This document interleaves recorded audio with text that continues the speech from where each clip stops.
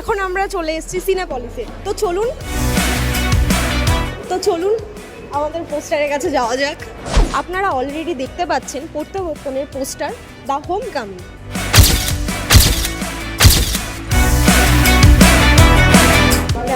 জানি না, লোকে তো বলে যে এক্সপ্রেশন মুখের ওপরে ফুটে ওঠে, আমার মুখ দেখে বোঝা যাচ্ছে কিনা আমি ঠিক জানি না। ভীষণ স্যাটিসফাইড, ভীষণ মানে মুগ্ধ। হয়তো আমার মানে ছবিটা দেখতে বসার আগে কোথাও হয়তো আমি নিজের কথাই বলছি, অবচেতনে হয়তো কোথাও মনে হচ্ছিল ডাক্তাররা এরা তো আর প্রফেশনাল নয়, হয়তো ঠিক আছে চেষ্টা করেছে ভালো, কিন্তু না, সেরকম ভাবার কোনো জায়গা নেই। এরা প্রফেশনাল, যারা রেগুলার এই কাজটা করেন ঠিক তাদের মতন পূর্ণতা নিয়েই কাজটা করেছেন বলে আমার মনে হয়েছে, ভীষণ ভালো লেগেছে। আচ্ছা, আর ছবির ম্যাম কোন পার্টটা আপনার সব থেকে মানে প্রিয় বিষয়টা আপনার লেগেছে? প্রিয় বিষয়টা এটাই লেগেছে যে পুরনো বন্ধুদের সঙ্গে এতদিন বাদে দেখা হওয়া, কারণ আমার নিজের জীবনের সাথে আমার এটা অভিজ্ঞতা হয়েছে। আমার কলেজ জীবনের বন্ধুদের সঙ্গে এখনো যোগাযোগ হয়।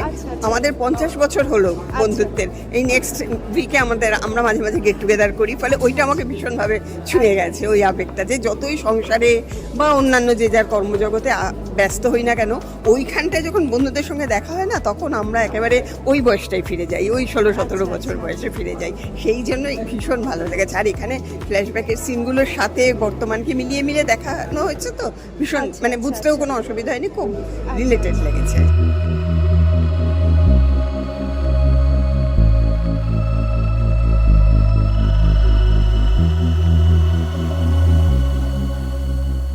আমি একজন মানে পেশাদারী অভিনেতা হয়ে আমি একটু মনে মনে ভয় পাচ্ছি যে আমি তো ডাক্তারিটা জানি না।